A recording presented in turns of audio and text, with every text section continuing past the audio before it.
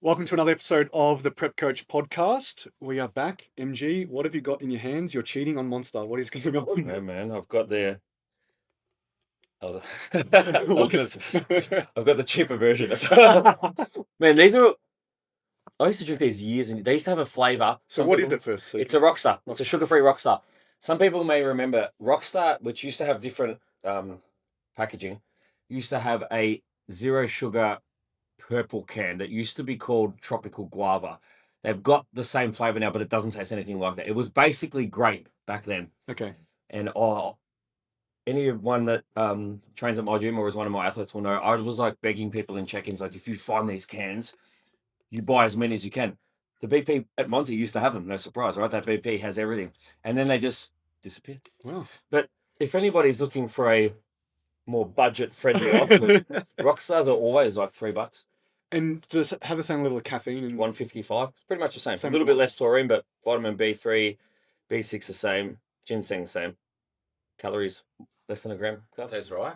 Gross. Sour apple, can recommend. Really? Okay. Get on it.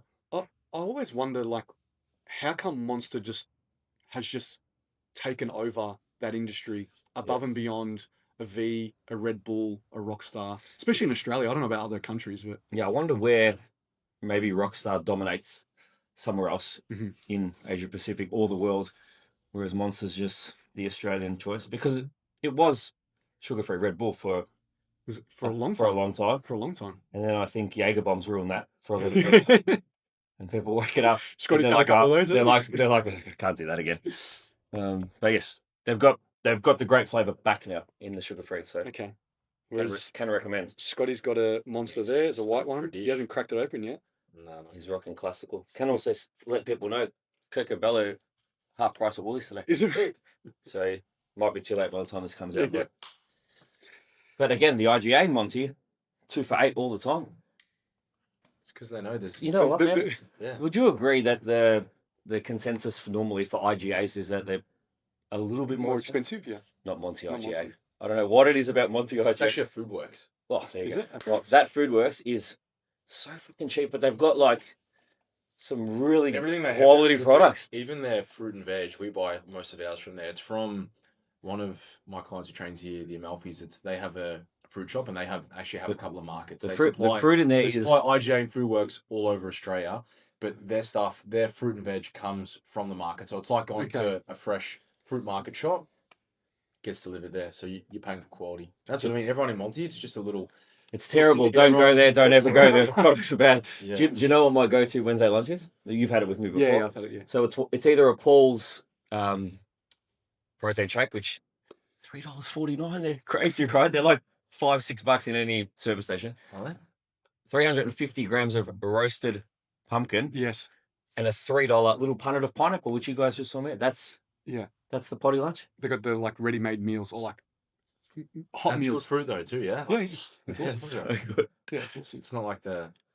They don't sponsor us, but There's they should. a lot of that in Italy Yeah. in their supermarkets. Yeah. You go to the back where the deli is, and there's all like you could pretty much have lunch and dinner there. I saw your dad at the back in the salami section. Ross was slicing them up. All right, you want to get stuck into some questions, or you got any other updates you want to give it? Man, I had a cramp in my hamstring at 4:30 this morning. Oh, that no. hit like fucking, swear to God, Thor's hammer. The fucking thunder came down from heaven. I jumped out of bed like a fucking. So you're still getting them? It's the first one I've had for a long Okay, time. a long time. But my God, was it bad. You train legs yesterday? I did 3 sets of seated hamstring curls for the first time in.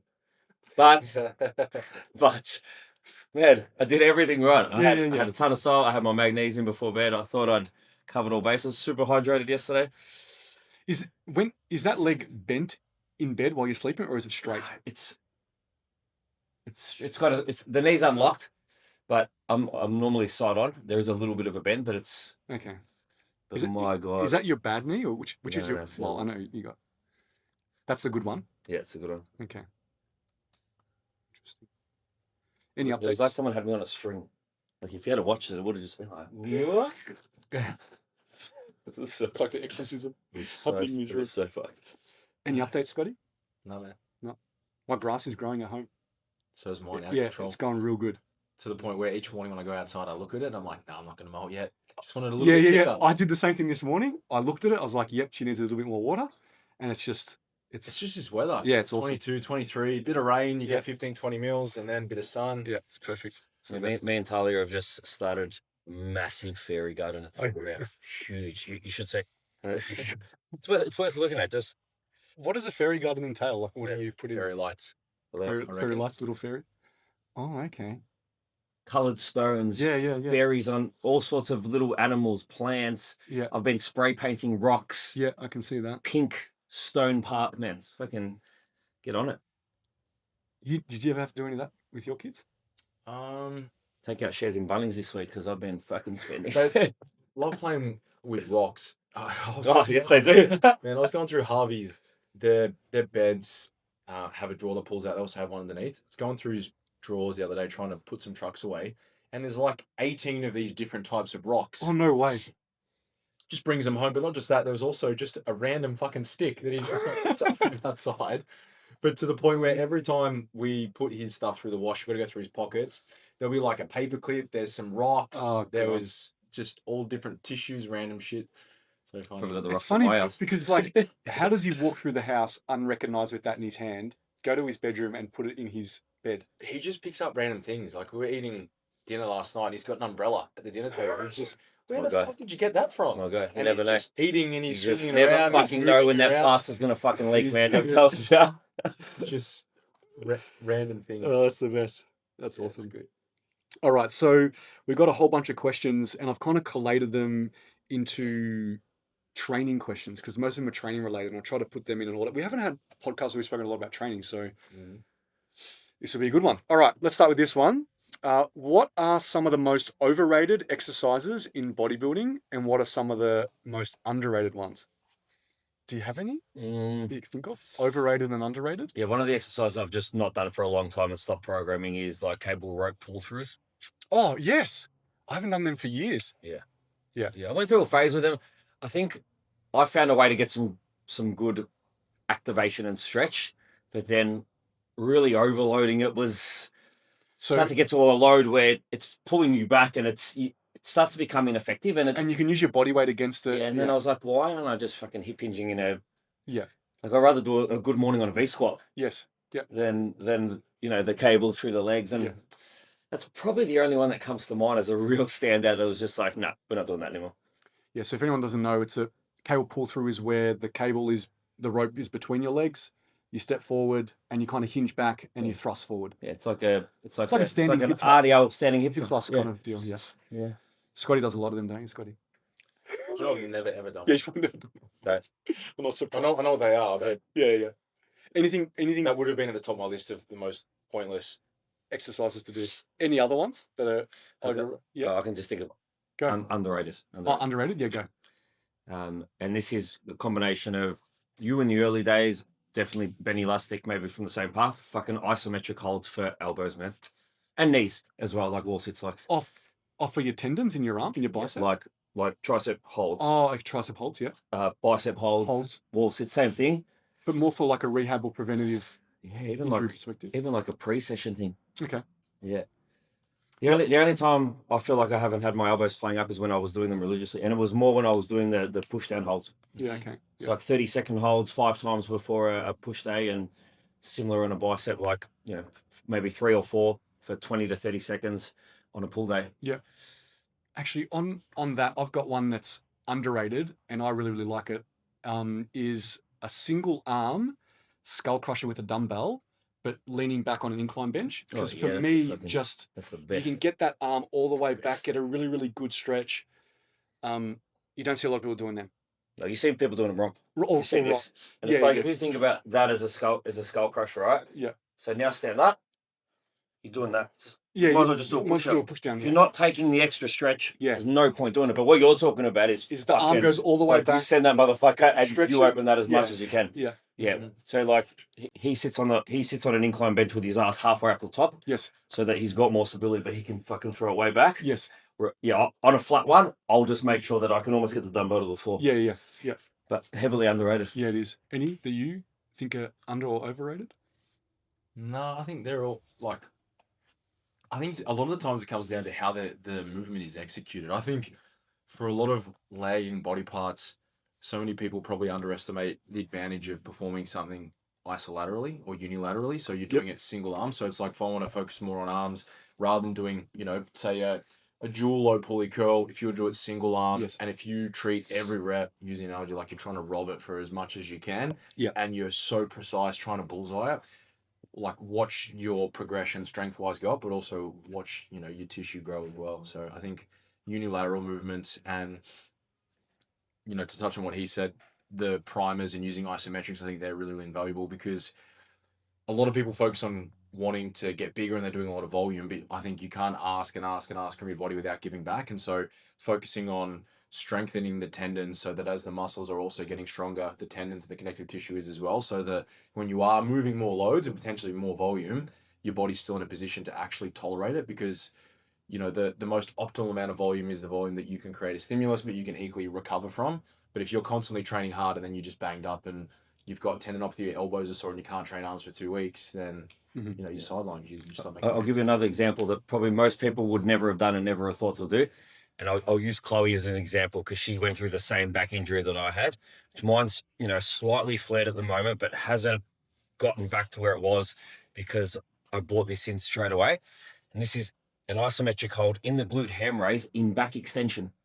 So imagine a wall sit, but in the glute ham raise where you come up like halfway, and you just just hold with and let your glutes, hamstrings, and erectors all hold for as long as possible. Are you slightly bent at the hips, or are you? No, you're in extension. You're in extension. Yeah, but you're not all the way up. You would look almost flat with just the tiniest little bit. You're bent at the knee, Yep. but you're straight through. Yep. From the knee to the head, you're straight. Yep. Right. Okay. Cool.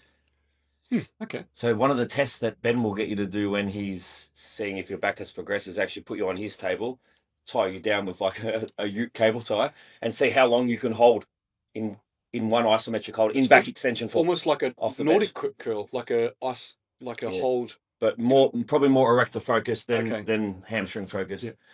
And actually, that's the one thing too. Like Nordic curls, you don't see. I know there's some fancy gym equipment where you can do a Nordic curl on, but you don't see anyone doing those.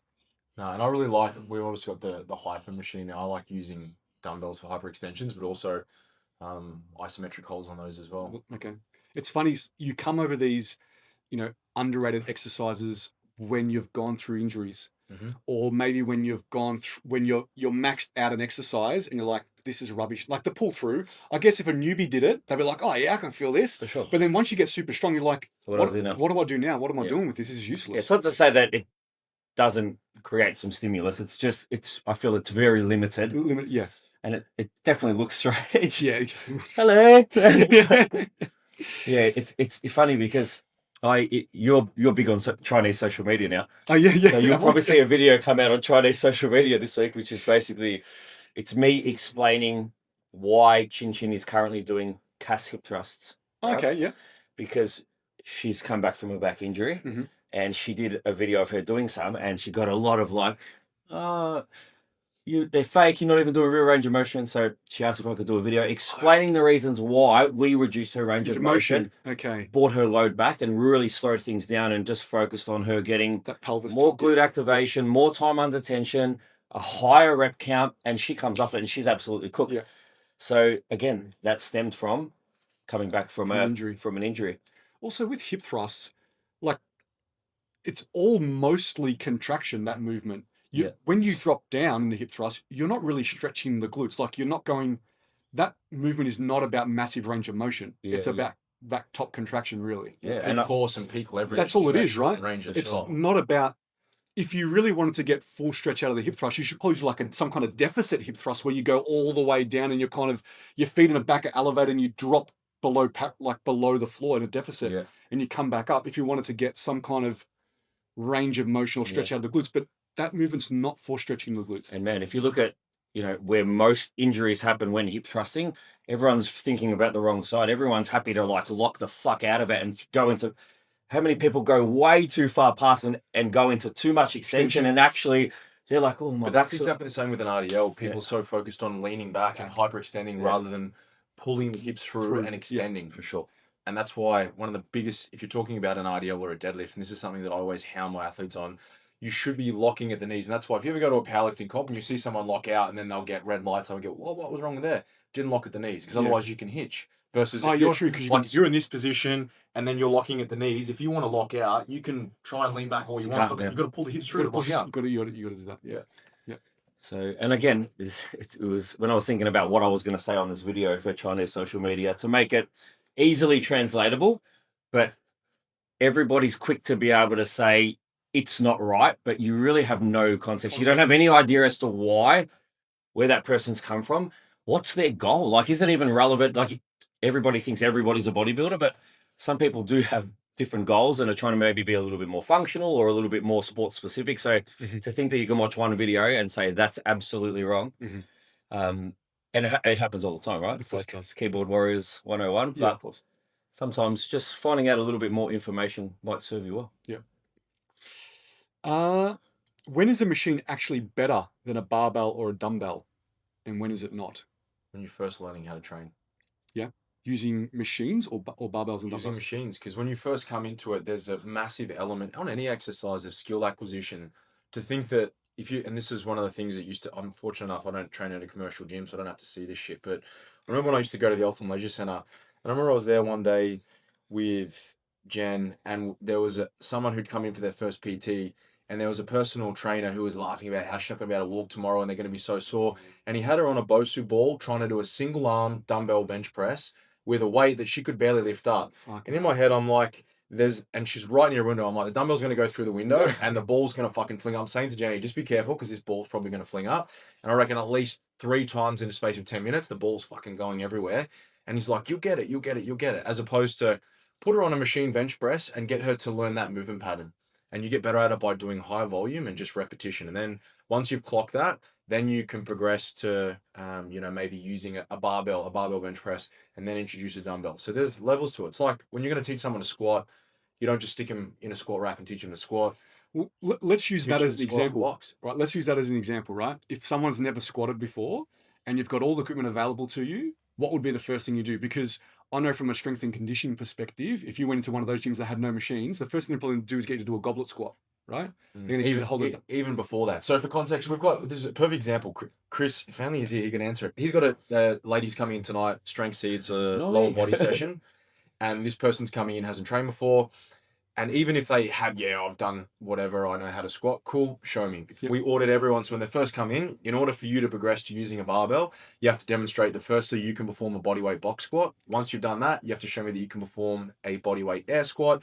Once you've done that, you graduate to a goblet squat off the bench so that you can demonstrate stability. But even then, most people teach the hinge first. We teach it here from the ground up. So learning the concentric phase and then learning to hinge from that. And then once they've mastered that goblet squat, there's levels. They might spend a week and a half, 2 weeks on it.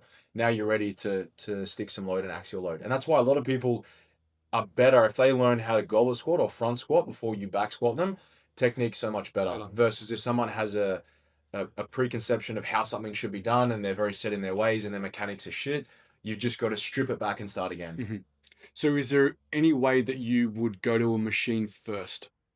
In that example. So let's say that, if it was for a squat, no, I would still make sure they need to be able to master those mechanics. But if I had someone who, say that I had a newbie and they wanted to come to me and I want to focus on one day getting on stage, I've never trained before, I want to start at the beginning. The first thing that I would be getting them to do would be going through real basic movements. So you'd focus on upper body pushing movements, understanding horizontal versus vertical pushing and pulling, and then sticking to movements that are going to be safe for them to be able to execute, again, if we're not physically going to be with them. So I want you to use a chest press machine, and I want you to be able to use pin loaded rather than plate loaded. You'll be able to feel that better. Same with a pushing movement and a pulling movement, and they would need to video that, send it through, teaching them. Most people don't understand repetition cadence, learning that if you control the eccentric and then you can get into a nice constant flow of mechanical tension, they'll feel it better. But also, I always prescribe higher repetition. So the first time they do it, it'll be, I want you to do 10 to 12 reps on this weight. The next time you come in, I want you to do the same thing, but you'll find that you'll be able to do 12 to 15. And then I want you to do 15 to 20. And then I want you to do 20 to 25. You might be thinking, wow, isn't that just junk volume? It is, but what they're getting from that is they're learning how to execute the movement. You get better at pressing, you get better at deadlifting, you get better at squatting by doing it. So by doing that movement on repeat and learning that element of skill acquisition, you're also establishing muscular endurance.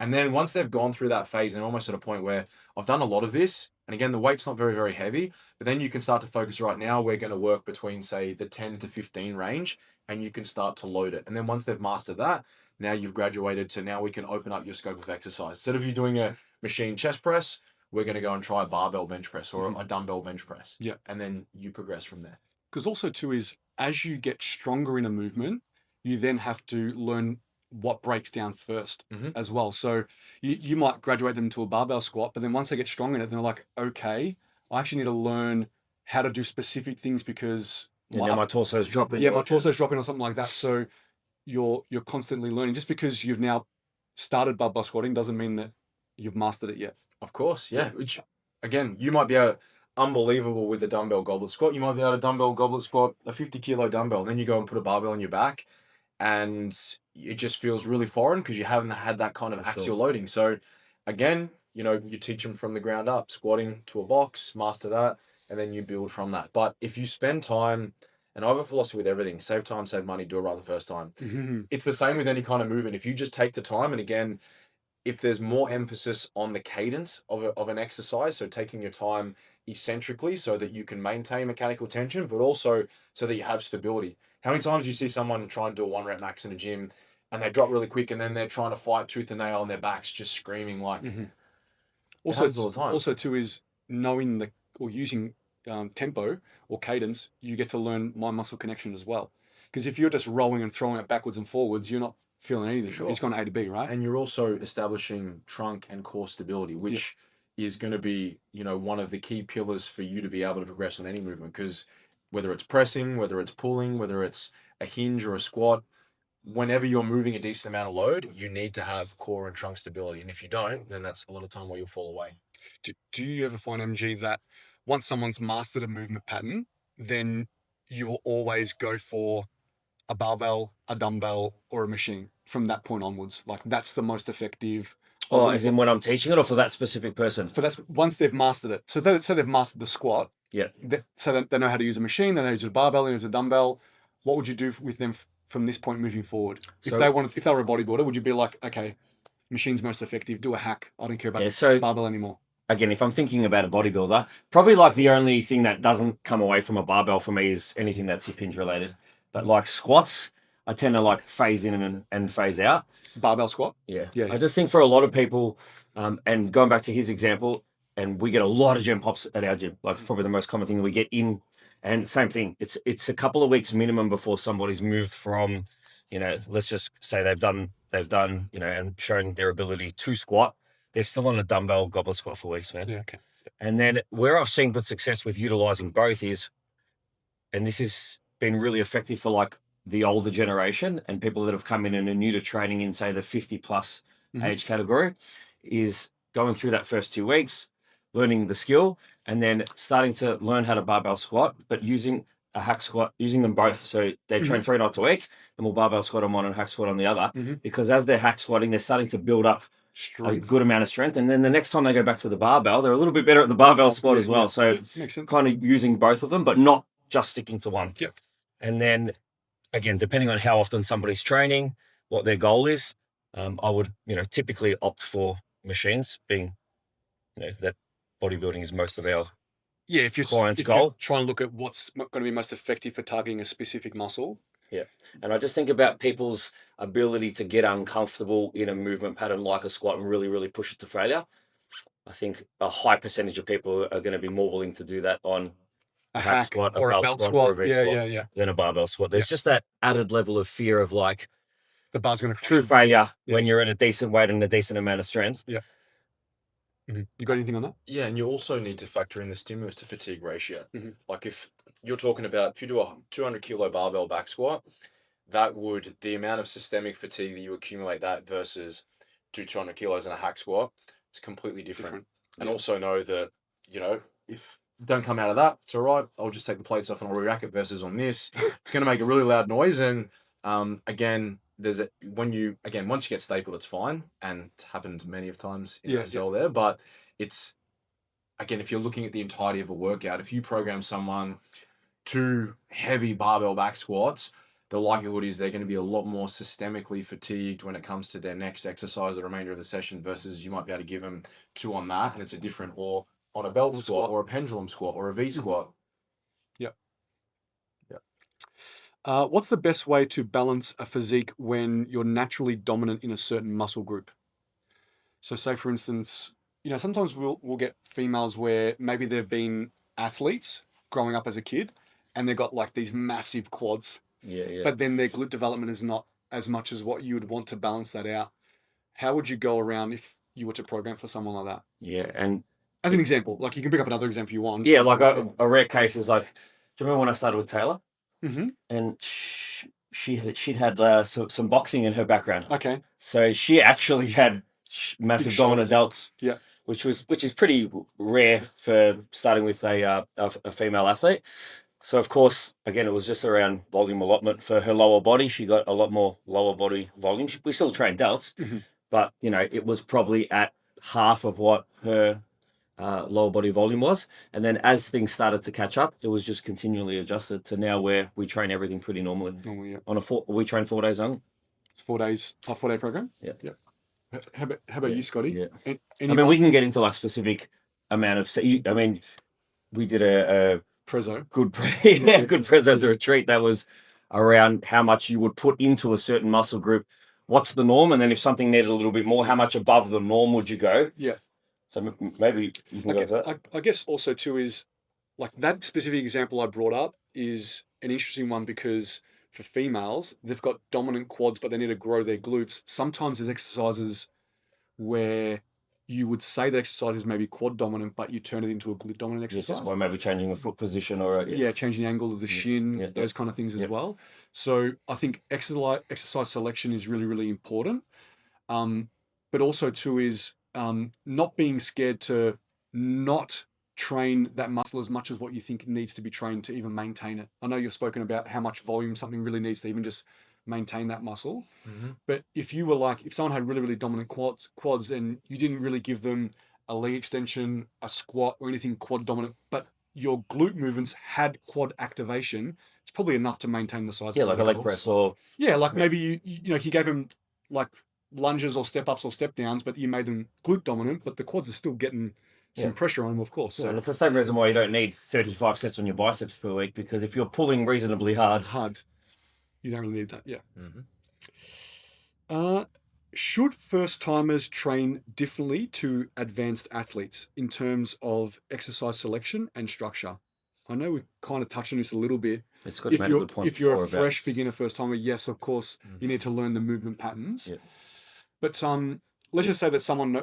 Is it a first-time competitor or a first-time competitor? Say an athlete, right? So is there certain things that you would give a first-timer and not an advanced athlete, maybe just from a volume and sets perspective? I think the first thing would be that a first-time competitor isn't going to have that same, underpinning knowledge around how hard you can train. And for me, that's the biggest thing. They might come on, you think that you train hard, but what I'm going to do is, and I do this with a lot of my younger athletes all the time, some of them just starting a mini cut, and I'll be like, all right, cool, I know that you're saying that. I'm going to give you an example. This is Nerida, and she's X amount weeks out. She's lean, this is what she's eating, and this is what she's doing.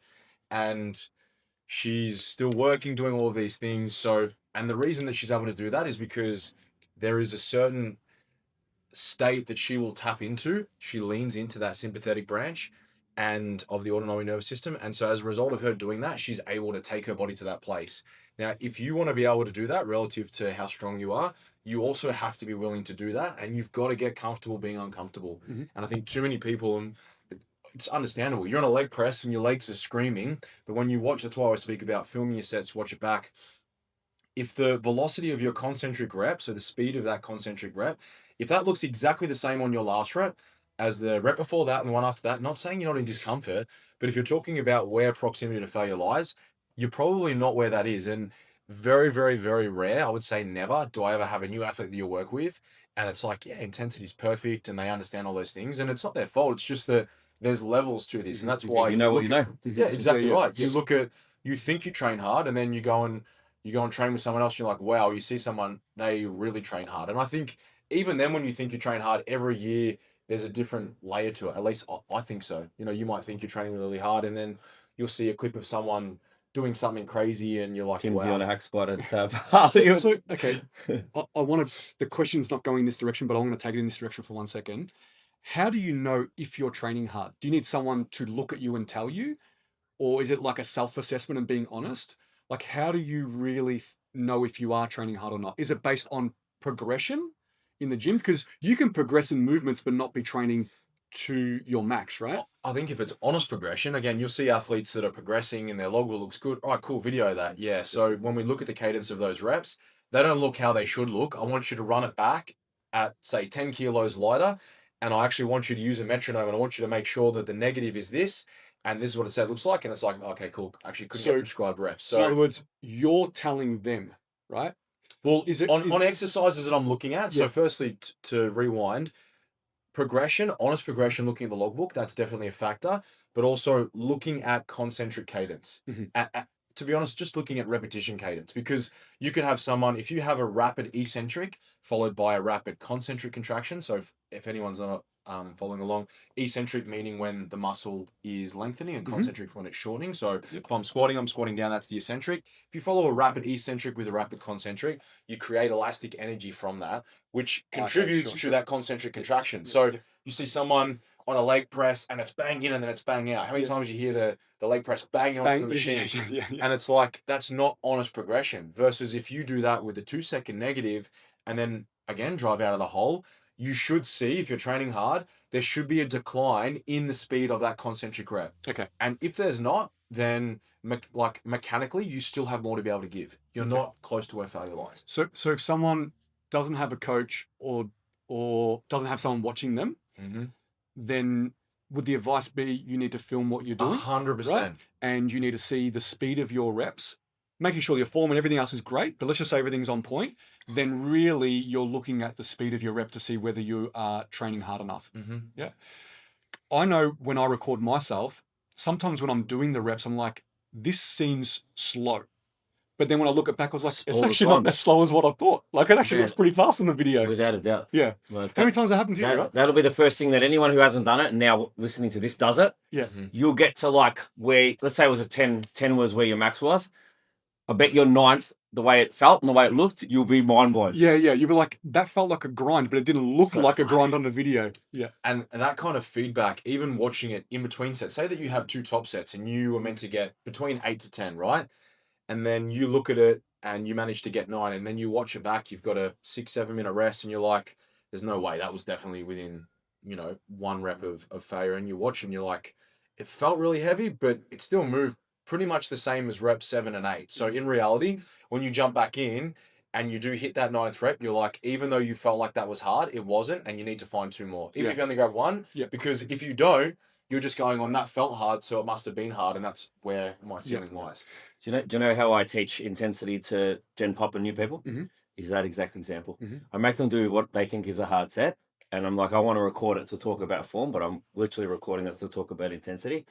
And then I make them watch the speed. Yeah. And then when they get to their last rep and it's barely slower than the first rep and they see it and I explain it, it makes sense to them. They're like, I know what you mean now. Yeah, okay. It's like, but most people tap out because of discomfort. For sure. Yeah, I think that too. I also think some people tap out or stop because that's the rep range. For sure. So like the program says 8 to 12, I get to 12, I stop. And I remember when I was doing a lot more face-to-face, I'd always put an AMRAP on the last set. Sure. Just to calibrate them and be like, this. And when they got 14 reps above the rep range, you're like, this is a problem. You should have got less than the rest of it technically, because you should be tired by now, but you got 3 or 4 extra than what you're doing in your foot. Like, it doesn't make any sense. So sometimes I find that the range and literally having it written on paper stops people from training above or pushing as hard as what they need to. I've started to put bigger ranges. Yeah. Like if you look at anyone that's coached by me now, you might see a leg extension that says 12 to 20. Yeah. Whereas for 3 years ago, in my head, I was like, that's too big a range, too confusing. Yeah. But since doing that, I'm finding people are pushing it to the higher ends of something that honestly I thought what might have been 16. Yeah. Now they're getting 20. But if I had to put 12 to 14, they might have stopped at 16. Yeah. So, yeah. Doing those intensity techniques, like even a rest pause, or some people call them a cluster, whatever it is, where you finish the set, you rest 3 seconds, 10 seconds, whatever that may be, and then you push to failure, and then they get more reps than what they just did in the set. You're like, that doesn't make any sense. Yeah, I think the biggest change has been, if you look at programming across the board, anyone who's been doing a little while, way more intensifiers. Yeah. Way more, as many efforts as possible. Yeah. Because it's the only way you can kind of guarantee that somebody's genuinely pushing there. Yeah. And then, of course, getting videos. Because it's and- like, what's your, you know, representation of what you think is an intensify to failure? And then, do I think that it's the same? And sometimes you're putting those intensifiers in there to increase the intensity or the volume. Sure. But there's also a component putting them in there so that they can test where failure is, right? Well, And remember you also used to have the show- Joker sets? Yeah. that? Yeah, the Joker sets. The Joker sets. It was Michael Trimboli's, this is more than a decade This is ago. a long time It ago. was you called it your Joker set. I can't even remember what the symbol was for it in the program, but I think it was a question mark. yeah. That's right. It's like, what can you do on this set? Yeah. Just do as many as you fucking Question can. mark. Question mark. No, Like, it was just question mark. Just And that was like called a Joker Joker. set. It's like, just see where you land. See where you land. No, it's Joker. Just do what you want. What's it called in? I'm just thinking Question of mark. Yeah, what's a question mark? Batman. Yeah, and what's his name? And AMRAP was an exclamation mark. Do you know what I'm talking about? Thinking about the Joker. No, I'm thinking the question mark. The guy in Batman, Jim Carrey's him, and he just puts question marks on everything. That's Joker. That is Joker. Isn't it Nah, no, the old. He's got the green suit on. He's got the foot. Yeah, it's Jim Carrey. He's in it, I thought it was I Joker. thought and it was Tommy the Lee Joker. is like Iceman in it. What's he? He's going to go. have to- He's not called. Is he called the Joker? I thought, I'm pretty sure. Yeah, I'm sure it is. Jim Carrey, Ed, Batman. his name's like Edward Nigma or something like that, isn't it? God, man, this is. Which I just came up with that. The cable guy, the Riddler. It's the Riddler. Riddler. Yes, It's the Riddler. It's the Riddler. What's those? Fucking mad. The Riddler. Okay. That is there, yeah. Is it a question mark and an exclamation He mark? used to have a question mark on No, everything. it's question mark. Question mark. Okay, it's a Joker set. Is Jim Carrey the fucking best guy to play that? Like, yeah, he is the best. the Riddler. Yes. Riddle me this. Yeah. That's fucking. Okay, you ready to go for the next one? How much variation should an athlete use across a training year? When is program hopping helpful versus harmful? So changing your programs in a training year. How often? Yeah, how Sorry, often? I fucking. Yeah, he's looking at His name, Riddler. Enigma. Yes, Yes, Edward Nigma. That's his Enigma. Enigma. Oh gosh. Program hopping. Yeah. When's it helpful? When's it harmful? It's. I mean, if we're thinking about most people listening to this, it's not often helpful. If you're hopping too much. Yeah, unless there's a reason to hop because of something that's come up. If it's injury prevention or it's injury prevention, but most people hop too often because it's fancy and they think that changing often they get DOMs more and it must be better because they're getting DOMs. But in reality, it's actually got nothing to do with that. And if they just stayed with what they were doing for longer and got really, really, really good at it until they truly ran out of rope, which for most people, you could maybe do that upwards of 3-4 months. Mhm. I think most people are changing like, I mean, I've heard of people that I've had chats with that have worked elsewhere that have changed every 4 to 6 weeks. That's correct. It's like, fuck, I barely fucking hit my strides at week 8. Yeah. Like, I think we changed twice in a year. And in that year, those 2 changes were some isolated stuff, some Minor stuff. Yeah. there were additions with, again, the additions were injury prevention. It was mainly isometric stuff. But the bulk of the movements, all the rep scans changed, the intensifiers changed. Yeah. That stuff changed, but the movements didn't. Cause, Yeah. And normally when a movement changed, it was just a slight change to the variation. yeah. Yeah, it's one of those things. I think if it's not broke, why are you trying to fix it? But there's just almost like a misconception that you just got to vary it up. You've got to mix it up. You got to shock the body. You hear that? It's just. I'm sure, like, I understand there's a little bit of novelty where, every 10, 12 weeks, whatever it is, you change out a variation so that someone goes in the gym and is like, oh, that's cool. I get to do this because I've been doing it that way for so long. So I get that. And I'm okay with making those changes in someone's program because it can motivate them to get into the gym. And also too, is I understand that, there's exercises that come out that I see on social media, like, actually, I wouldn't mind trying that. I wouldn't mind having an athlete to try that. So sometimes I will change an exercise to be like, hey, can you go in the gym and try that for me? And sometimes I'll use someone like an Amy as a guinea pig or something like that to be like, hey, try this. Because you don't want to do this glute variant Yeah, exercise. yeah. It's up the list. Yeah. Whereas Like- Amy's jacked it. She'll Like, I think there was the gym got a reverse hyper machine, Mhm. but I used it for hip abduction. So standing in the Sideways, machine sideways, holding onto it, and then using the pad as a hip abduction, right? So this is the Amy. I filmed it. I was like, I only did like a couple of reps. I was like, hey, just try this for like a couple of weeks. Let me know what you think. So like, there's sometimes I'd do those kind of things and change things out. That's just But to it's try because something you're new. trialing something new. How many people do you reckon would be served better? And if you're someone who changes all the time, this is a question for you. It's like one program for 6 months. The first 2 months, do 1.5 second eccentrics. The next 2 months, do 2.5 second eccentrics. And the last 2 months, do 3.5 second eccentrics, focus on quality versus changing every 6 weeks. Do you reckon that person would come out way in front? 100%. Yeah, totally. But I think if you were to do an audit of most people with their training, there's a lack of range and there's also just an inconsistency with repetition cadence. Yeah. Can Which you means that explain isotonics to people? well, it just well, Tonics. Yeah, Scotty showed me this. It's isotonics. I thought isotonic was a drink. No. Isotonics, you're talking about basically a change in the tempo. So if you were doing isotonics with, say, a lat pull down, and for tempo, it's typically expressed under 4 values. So the first number, so let's say it's 4.0.1.2. So if it was a pull down, you're talking about a 4-second negative. So 1,000, 2,000, 3,000, 4,000. First number is the eccentric or the negative? Is the eccentric. The second number is the pause from that eccentric. Yep. So if it was a squat and it was a 4-second negative, and then if it's got a 0, then there's no pause in the bottom. Just straight and up. then if it had a 2-second concentric, so there's a 2-second up phase. Yep. And then if there's a 1 at the top, it's a 1-second reset at the top. Yep. Okay, cool. So on exercises where an MG will be referencing, he's had tendinopathy issues, as do a lot of people. So as a means of creating a stimulus that you're not accustomed to, whilst also not having heaps of load and doing heaps of volume, you can use isotonics. So it means that, let's say that it's a leg extension, and I have athletes do this all the time, more so as a primer. Say you have a 4-second negative, so 1,000, 2,000, 3,000, 4,000, and then on top of that, there's a 1-second hold on the bottom, or there might not be one, and then it's a 3-second concentric, 1, 2, 3. And so if you ever go on a dynamometer, a machine that controls that, we use it in lab settings to try and test out isometric strength, but also looking at isokinetics and how someone can move and the strength through joints.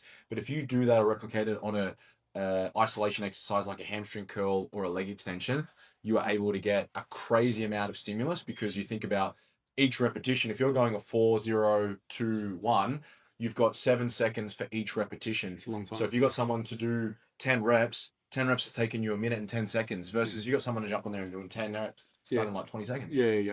So you're using that to be able to use less load, but you get better proprioception, and it's a really good way to be able to preserve tendon health when if you've got flared up knees or any kind of tendon, when you're doing something really fast or heavy, it's aggravating it, versus if you're slow and controlled, you'll usually be able to get away with doing that. And you can also manipulate range as well. So if someone's got tendinopathy in the patella, they're typically not going to be able to go much further past 90 degrees. So as a result of that, you can make an exercise harder by from the top to the bottom, creating the time that it takes to complete that rep. But I think, like I was just saying, repetition cadence is one of the most undervalued things for anyone with their training. And if you were to typically, an average cadence is a 2-0-1-1 for the most part. Like that's, if I was giving someone to do a lat pull down, a 2-0-1-1. So again, you're explosive, trying to drag it down. Again, you might have a 1 hold at the bottom, or you might not. And then you got a 2-second negative, and the same at the top. Is there ever a time where, talking about the leg extension example, where the rep takes you 7 seconds, when they get to failure, do you ever then say, okay, then do it at a faster cadence just to fatigue it all the way through? So if I was to use it now if someone who's not injured and I was using it as a technique, I might use 1 or 2 isotonic sets as a means of getting a crazy amount of blood in there. I'm not creating a lot of systemic fatigue. And then they might do a normal set there afterwards with, like, say that it was a 4-0-2-1, right? And then I get them to just do a 2-0-1-1. When they go in on that third set, from the first rep, their quads are on absolute fire, because there's so much proprioception. You've got the greatest muscle-mind connection, but also you're able to get away with using less, and you're not putting the same stress on connective tissue. You're not creating an abundance of systemic fatigue. Would you ever do that within the set? So what I'm saying is you start with the slow cadence until you fail, then you can go to the faster cadence to So fail say you were again. doing isotonics and then you were doing intensify with normal reps. Yeah, you could. Yeah, You're but saying like 12 reps, 6 are isotonic, 6 are normal. yeah, yeah, Oh, yeah. okay. So Or, breaking it up within the set. yeah. So 6 are, or go to failure for your slow ones, and as soon as you fail, then you're allowed to go to the faster ones. When you fail on isotonics, Yeah. there's nothing. There isn't like a no towards- break into a fast one. It Towards the doesn't end, exist. especially Yeah. on the 2-second concentric. There's nothing. You find you get the tremors. You Okay, go on, man. Like yeah. the shakes are insane. Okay, so you wouldn't be able to continue a set if you went back to a normal cadence. Not normally because there's just It's too much fatigue. way too much fatigue. Okay, cool. Interesting. Yeah. You want to try? Yeah, no, I just Most people that do the concentric phase slow for the first time, nobody's ever done a slow I'm contraction. trying to think Not of many people it- have. When it's you not- do it, I'm trying to think of an example. It's not that. It's almost like when, say, for a bicep curl, for instance, you do controlled form, and then for the last ones, you're allowed to just fucking swing the weight up, just for like So they're forced reps. force reps. Yeah, so just so you can just fully fatigue, even if there's no fucking eccentric and it's all fucking concentric, and you're just getting a little bit more stimulus out of the biceps because you could probably do 2 reps that are shitty form, not to injury, but just. Does that make sense? Is that what you'd call it, a force rep? Yeah, forced rep. Again, I think if you're assisted. yeah, you're in the short range. It's not really assisted, but it's. Yeah. I know what you mean. It's like it's not a true rep. It's just like a. I don't typically, because I would just think that it's unnecessary fatigue that you're accumulating. But there's definitely a point for if I'm doing curls and everything's strict and then you're starting to fail. If you need to use a little bit of momentum, or I'm only get it to here, and then you come in and you're going to help me find 5 more force ones. Yeah. Then for sure you're exposing the muscle to a novelty or a stimulus that it's not accustomed to. So Yeah. you are going to create some adaptation. Yeah, like bicep curls are a good example. Even like lateral raises, like you do them fully controlled, and then the last 2 you're allowed to just use a bit of fucking body English to get them up. Momentum. Yeah. Yeah. Okay. But again, if I was doing that, I'd be focusing more on the momentum on the way up and trying to be slow and Controlling the way concentric. down. Yeah. Makes sense. Yeah. I think we're out of time, right? We're overs. I think. Let's leave it there. That was good. There's so many more training questions. I think that was fun. I reckon we should go keep next going. week. As in make. Awesome. I think it's underspoken about training. Yeah. Awesome. Thanks for all the questions, guys, and thanks for listening. We'll see you in the next one.